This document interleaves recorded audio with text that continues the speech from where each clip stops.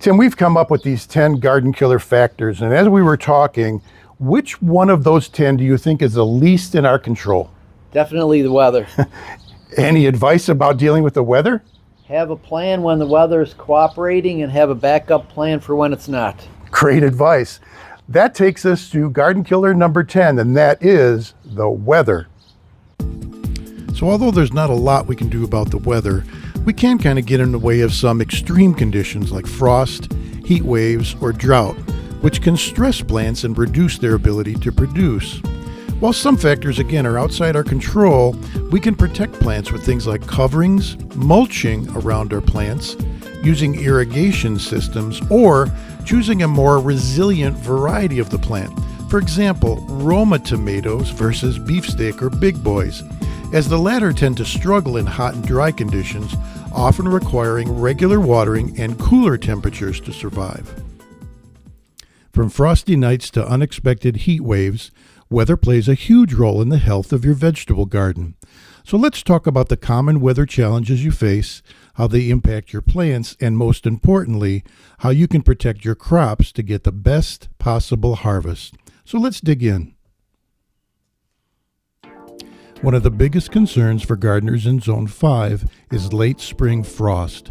In this region, we typically have a frost-free period between mid-May and early June, but a cold snap can strike even after your plants are in the ground. Frost can damage or even kill tender plants like tomatoes, peppers, basil, and even lettuce. So let's see how we can best deal with this garden killer factor of frost. Certainly, timing is key. Wait until the threat of frost is past before planting frost-sensitive vegetables. Use a local last frost date as a guideline for getting your plants in the ground. And that old adage has some wisdom to it, not to plant annual flowers or frost-sensitive plants before Mother's Day. However, when frost is predicted, be sure to cover your plants with frost cloths, old sheets, or even overturned buckets. You can also use row covers or cloths to create a warm microclimate for these young plants and protect them from the devastation of that frost. And if you're one of those gardeners who just can't wait to get into the ground, consider planting frost-resistant vegetables like kale, spinach, and radishes that can withstand the cooler temperatures of our early spring. Another challenge we have in Zone 5 is excessive rainfall, particularly in the spring and in autumn. While rain is crucial for healthy plants, too much rain can lead to waterlogged soil, root rot, and poor plant growth.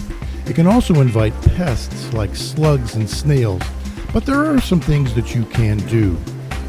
Certainly be sure that your garden beds have proper drainage to prevent water from pooling around the roots of your plants. Raised beds are an excellent solution for this. And when it comes to the threat of hail, you may need to be rather creative and come up with even some sort of a makeshift protection to protect your tender plants from this dangerous phenomenon. Mulch will certainly help you to control moisture.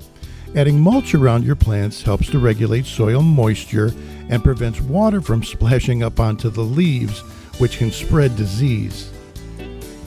And remember, when it comes to locating your garden, choose areas in your yard that aren't prone to flooding or amend the soil to improve drainage.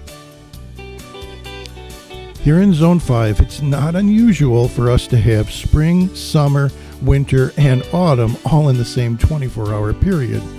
But Zone 5 sees its share of drought and heat wave, especially in late summer. Excessive heat will cause wilting, stunted growth, and even crop failure, particularly if your soil dries out too quickly. So, what can you do to combat these drought conditions? Certainly one common sense way to deal with drought is to water your garden. However, water wisely. Water your garden deeply and early in the morning to reduce evaporation.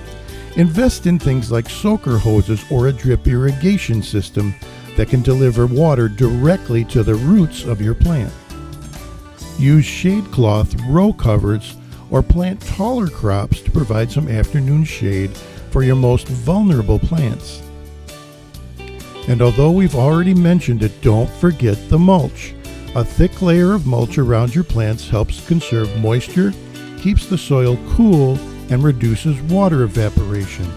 Do not think of mulch as an option, but think of it as a way to protect your plants from the garden killer of extreme weather.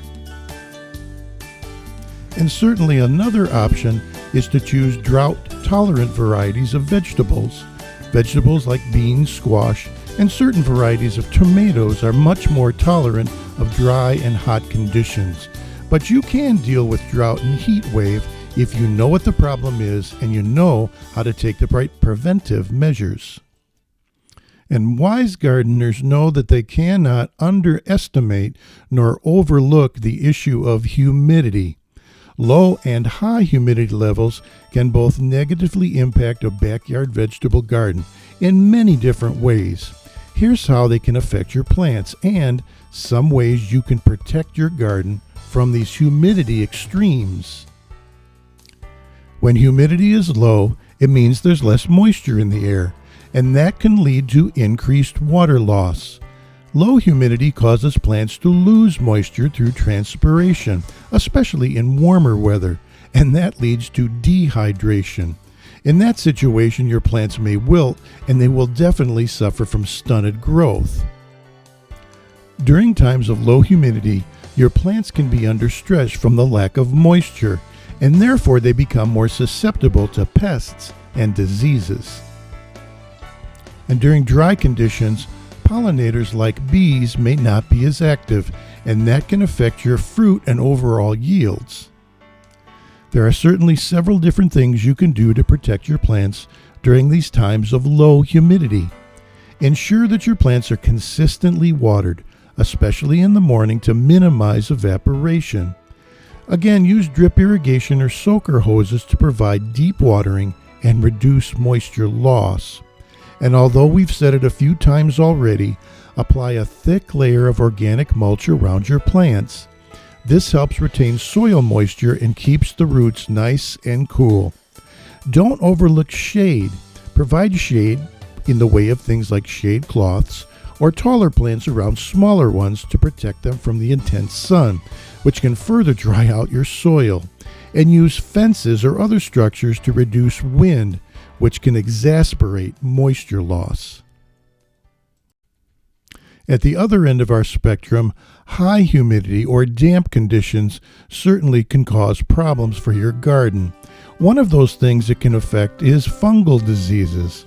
High humidity creates a perfect environment for fungal diseases like powdery mildew, blight, and mold. These can quickly spread to damage or kill your plants. High humidity also affects circulation around your plants. You've often said how stuffy it is when the humidity gets high. High humidity can reduce airflow around your plants, leading to a buildup of moisture on the leaves, which increases the likelihood of, again, these fungal diseases. And excess moisture in the soil combined with poor drainage often leads to root rot, a common issue that's found in overly humid conditions. But just as we dealt with low humidity, you can protect your plants from high humidity. First of all, ensure that you have proper spacing. Ensure adequate spacing between your plants to promote good airflow and reduce the chances of fungal infections. Regularly prune dead or diseased leaves and remove any debris from around your plants to reduce humidity and prevent mold growth. Ensure that your garden has the well-drained soil it needs. Again, raised beds or adding organic matter like compost always helps with improving drainage. And in cases of high humidity, consider using organic fungicides as a preventive measure or treat early signs of fungal diseases to ensure that your garden stays healthy regardless of the humidity level. And lastly, weather extremes, whether it's excessive rain or drought, can invite pests and diseases that thrive under these conditions.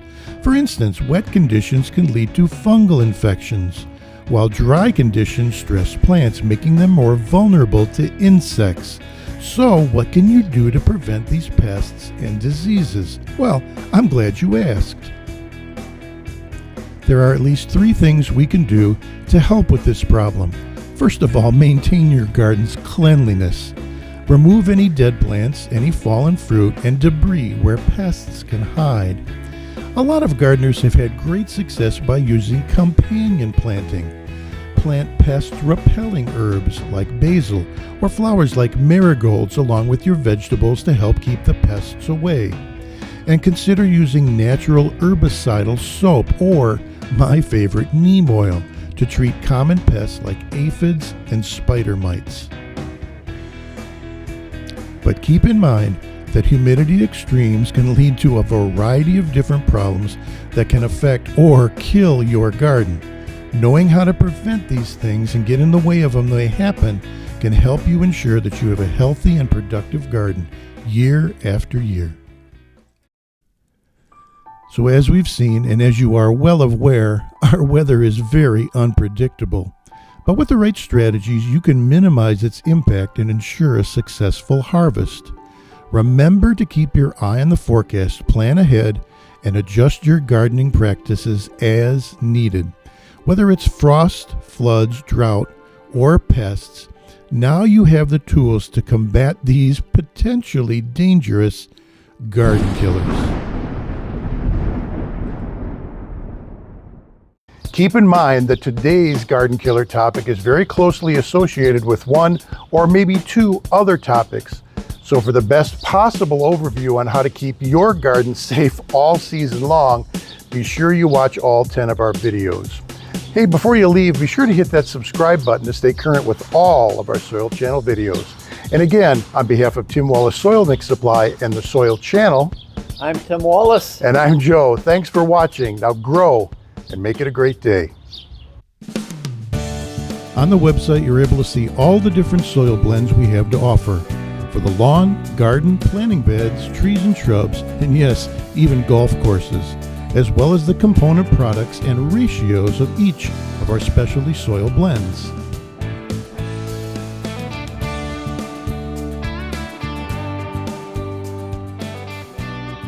And under About Us, be sure to check out our blog posts. Great information for caring for the lawn and the garden.